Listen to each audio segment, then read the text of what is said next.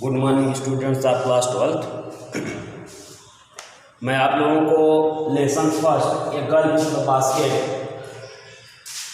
पढ़ा रहा हूँ। लास्ट चल रहा है अब इसका। देखिए अगला stanza. I bought one टिनी basket for a few आनाज, another fruit basket for a bit more, a beautiful waste paper basket for a rupee, a lovely saving basket for a rupee, and few fans for an anna or two a piece।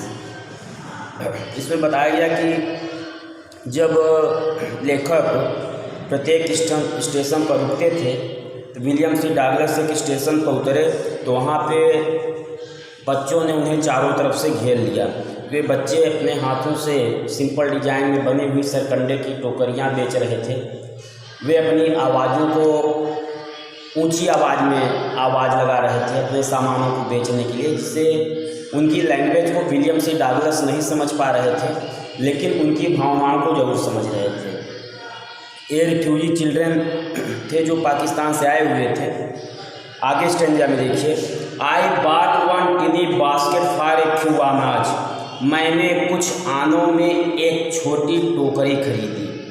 And other fruit basket for A bit more, और इससे थोड़े से अधिक में एक फूल वाली टोकरी खरीदी। A beautiful waste paper basket for a rupee, 1 रुपये में एक सुंदर रद्दी कागज वाली टोकरी खरीदी।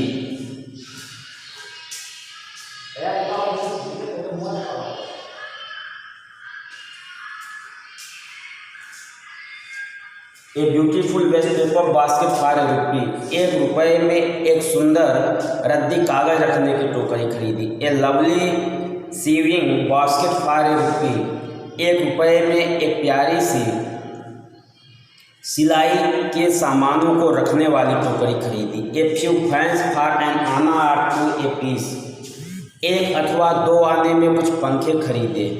माई arms were filled and I had spent no 50 cents, मेरी बाहें भर गई थी। And I had spent not 50 cents, और मैंने 50 सेंट भी खर्च नहीं किए थे। The children pressed in shouting their wares, wares means होता है जो बिक्री के लिए सामान रखे होते हैं, जो बिक्री के लिए सामान होता है। तो the children pressed in shouting their wares, लड़के अपने बने हुए सामानों का नाम लेकर तेज आवाज में चिल्ला रहे थे। Means the children were shouting to sell their goods. I was a prisoner completely surrounded unable to move. I was a prisoner completely surrounded, मैं चलने में असमर्थ, चारों ओर से पूर्ण रूप से बच्चों से घिरा हुआ एक कैदी की तरह था। यहाँ से थोड़ा सा ये इम्पॉर्टेंट हो जाता है एक्सप्लेनेशन के लिए। द मोस्ट डिलीजेंट से, the most diligent, diligent means hard working, परिश्रमी। डिलीजेंट एग्रेसिव, एग्रेसिव मतलब आक्रामक। To determine to do any work. The most diligent aggressive vendor, vendor means seller, विक्रेता। Was a beautiful girl of 9 right in front of me. The most diligent aggressive vendor, सबसे अधिक परिश्रमी आक्रामक विक्रेता, एक 9 साल की सुंदर लड़की मेरे सामने खड़ी थी। She had a lovely basket with handle, उसके पास मुठिया वाली एक सुंदर टोकरी थी। And she wanted a rupee and a half for it, or about 30 cents. And she wanted a rupee and a half, और वह and she wanted a rupee and a half for it, वह इसके लिए 1.5 रुपये चाहती थी। Are about 30 Saint, अथवा लगभग 30 सेंट। She was an earnest pleader, earnest pleader मतलब जोरदार वकालत करने वाली, अपने बात को मजबूती के साथ रखने वाली, जोरदार विनती करने वाली। तो she was an earnest pleader, वह अपनी बात को जोरदार तरीके से रखने वाली थी। There were tears in her eyes, उसके आंखों में आंसू थे। She pleaded and begged in tones that would wring any heart, that would wring any heart मतलब जो किसी भी दिल में दया का भाव उत्पन्न कर दे, दैट का मूव एनी हर्ट जो किसी के भी हृदय को द्रवित कर दे। तो she pleaded and begged in tones, उसके आवाज़ों में उसके बात करने के तरीकों में दया और करुणा थी जो किसी के भी हृदय को द्रवित कर सकता था। देखिए इस स्टेंजा में बताया गया कि जब विलियम सी डगलस स्टेशन उतरे तो बच्चों ने उन्हें चारों तरफ से घेर लिया हुआ एक कैदी की तरह हो गए। बच्चे अपने सामानों का नाम लेकर तेजी से चिल्ला रहे थे, वे अपने सामानों को बेचना चाहते थे। तो among the children there was a 9 years old girl who was also selling a basket and she wanted 1.5 rupees for it। एक उनके बीच में एक 9 साल की लड़की थी जिसके पास एक टोकरी थी, वह उस टोकरी को 1.5 रुपये में बेचना चाहती थी। And she wanted to take 1.5 rupees or 30 cents, 1.5 रुपये अथवा 30 सेंट में बेचना चाहती थी। She was a diligent and aggressive girl, वह एक परिश्रमी और आक्रामक लड़की थी। वह एक परिश्रमी और आक्रामक लड़की थी। शी वाज या her behaviour was so good that her behavior could ring any heart, उसके बातों में इतनी दया करुणा थी वह किसी के भी हृदय को द्रवित कर सकती थी। मीन्स किसी का हृदय भी उसके लिए दयावान हो सकता था। अगला स्टेंजा देखिए, माई वार्म्स वर फुल, मेरी बाहें भर गई थी। I had no room let alone any need for another basket, I had no room मेरे पास जगह नहीं थी। लेट एलोन एनी नीड किसी दूसरे टोकरी की आवश्यकता ही नहीं। तो I had no room let alone any need for another basket, किसी दूसरे टोकरी की आवश्यकता ही नहीं थी। आई हैड नो रूम क्योंकि मेरे पास जगह नहीं थी। Means William C Douglas purchased many things as baskets, some fans, there is no room to purchase anything, उनके पास जगह नहीं थी कि वह कुछ और खरीद सके।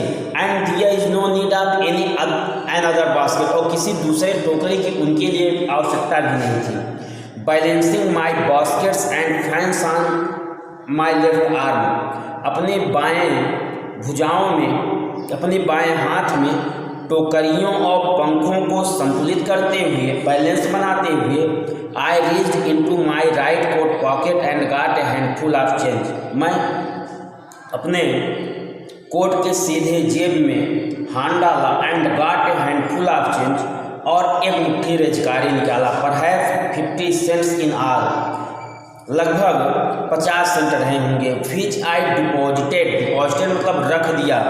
इन द बास्केट उसकी टोकरी में। That the young girl held imploringly before me, जो कि गिड़गिड़ाते हुए मेरे सामने पकड़ी हुई थी। मीन्स विलियम सी डगलस ने उन सामानों को अपने बाएं हाथ में बैलेंस बनाया, संतुलित किया और अपने दाहिने हाथ की अपने कोट के दाहिने हाथ की तरफ जेब में हाथ डाला और कुछ रिचकारी निकाला। लगभग वो 50 सेंट थे, और उस रिचकारी को उन्होंने उस लड़की की टोकरी में दया भाव से रख दिया। कौन सी टोकरी? जो वह लड़की गिड़गिड़ाते हुए लेके उनके सामने खड़ी थी। I try to explain that, मैंने उसे बताने का प्रयास किया कि I could not buy the basket, मैं टोकरी नहीं खरीद सकता।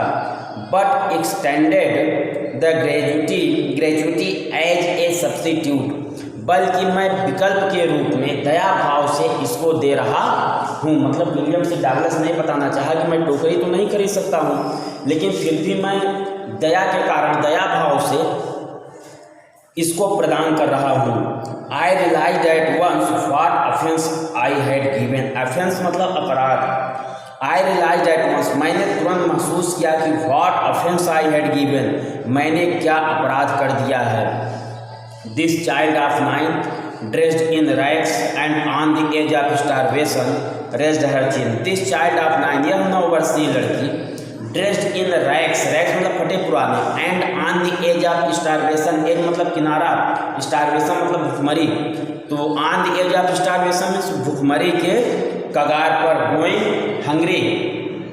This child of 9 dressed in rags and on the edge of starvation, यह 9 वर्षीय लड़की जो फटे पुराने कपड़े पहनी थी और भुखमरी के कगार पर खड़ी थी, रेस्ड हर चिन, अपनी ठुड्डी को उठाए, रेस्ड इनटू द बास्केट, टोकरी तक पहुंची गई, and with all the pride and graciousness, graciousness मतलब शालीनता, and with all the pride and graciousness of lady handed the money back to me, and with all the pride and graciousness of a lady, और एक महिला की तरह गौरवपूर्ण और शालीन तरीके से handed the money back to me, उसने मेरे धन को मुझे वापस कर दिया।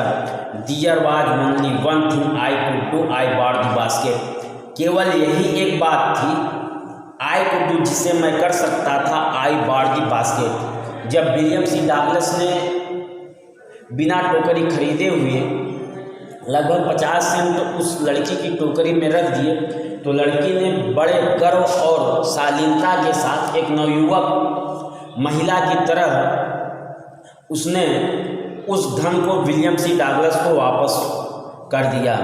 अब विलियम सी डगलस के पास, William C Douglas has only one substitute, so he wants to buy a basket, क्योंकि अब उनके पास केवल यही एक विकल्प था, क्या टू बाय ए बास्केट, उस टोकरी को खरीद ले। सी वाइप्ड हर आई, उसने अपने आँखों को पोंछा, स्माइल मुस्कुराई, एंड डैश्ड, डैश मतलब रन अवे, और भाग गए, डाउन द प्लेटफार्म, प्लेटफार्म के नीचे, हेडेड फॉर सम ग्रास हट, किसी घास के झोपड़ी की ओर दौड़ी, that would have at least means कम से कम 30 सेंट्स दैट नाइट, तो कम से कम उस रात उसके पास 30 सेंट हो गए थे। मीन्स जब विलियम सी डगलस ने टोकरी नहीं खरीदा, दया भाव से उसकी टोकरी में लगभग 50 सेंट रख दिए, तो वह लड़की बड़े गौरवान्वित तरीके से उस धन को शालीनतापूर्वक उनको वापस कर दिया। अब विलियम सी डगलस के पास केवल यही एक विकल्प था कि उसकी टोकरी को खरीद ले। उनको महसूस हुआ कि मैंने कुछ अपराध कर दिया है, तो at last William C Douglas bought her baskets, उसकी टोकरी को खरीद लिए। After selling her basket she became very happy, अपनी टोकरी बेचने के बाद वह बहुत खुश हुई। सी वाइप्ड हर टीयर्स, वह अपने आंसुओं को पोंछी, and ran away to any grass hut, वह किसी घास की झोपड़ी में भाग गई। She would become satisfied that night she would have 30 cent, उसको संतोष हुआ, विलियम सी डगलस को संतोष हुआ कि उस लड़की के पास कम से कम 30 सेंट्स आज अवश्य हो गए होंगे। I told this story to prime minister Pandit Jawaharlal Nehru, मैंने यह कहानी प्रधानमंत्री पंडित जवाहरलाल नेहरू को बताई। I told him it was one reason, मैंने उनसे कहा कि यह भी एक कारण है, I had fallen in love with India, कि मैं भारत से प्रेम करने लगा हूँ। Last stanza is very important for explanation, यह लास्ट स्टेंजा एक्सप्लेनेशन के लिए बहुत महत्वपूर्ण है। द पीपल आई सा इन इंडिया, भारत में मैं जिन लोगों को भी देखा, दोज इन द विलेज, चाहे वह गांव में रहने वाले हों, as well as those in high office, चाहे वह ऑफिसों में या उच्च पदों पर कार्य करने वाले हों, है both pride and liberty sense of decency, उनमें एंड सिटीजनशिप, उनमें सामाजिकता, नैतिकता और नागरिकता के गुण छिपे हुए हैं, गुण हैं। They have also a passion for independence, उनके पास या उनमें स्वतंत्रता की भी भावना है। This beautiful child bar in square and poverty. यह सुंदर लड़की जो निर्धनता और में पैदा हुई है। अनएजुकेटेड, स्क्वायर में स्वभाव जो अभाव और निर्धनता में पैदा हुई है। Uneducated in both grammar and manners, जो भाषा और तौर तरीकों में अशिक्षित है। Had given me a glimpse मतलब झलक, आप दीवार में सोल ऑफ इंडिया, वहाँ मतलब जीवन। तो यह सुंदर लड़की जो अभाव निर्धनता में पैदा हुई है। Uneducated in both grammar and manner, जो भाषा और तौर तरीकों में अशिक्षित है। Had given me a glimpse of दीवार सोल ऑफ इंडिया, उसने मुझे भारत के जीवंत आत्मा का दर्शन करा दिया है। मतलब this story, William C Douglas told this story to the prime minister of Pandit Jawaharlal Nehru and he told that this is the main reason why he loved India so much. William C. Douglas says that he saw many people in India. Some of them lives in villages and some of them lives to do work in high post, but they have the passion for independence and they have manner and good citizenship, उनके पास नैतिकता है, नागरिकता है, उनके पास स्वतंत्रता का तौर तरीका है। William C Douglas finds a sense of independence from that poor girl who is uneducated in grammar and manner, and that girl showed him the warm soul of India to the William C. Douglas। प्यारे बच्चों, ये lesson आज समाप्त हो गया आप लोगों का। कल आप लोगों को इसमें से एक्सप्लेनेशन मिल जाएंगे, फिर short type question, long type question मिलेंगे। इसको घर में पढ़िए, इसकी मीनिंग लर्न कीजिए। आप इसका एक्सप्लेनेशन और short type, long type question के बाद आप लोगों को पोएम पढ़ाई जाएगी, the character of happy life, compose bye sir Henry cotton. Thank you.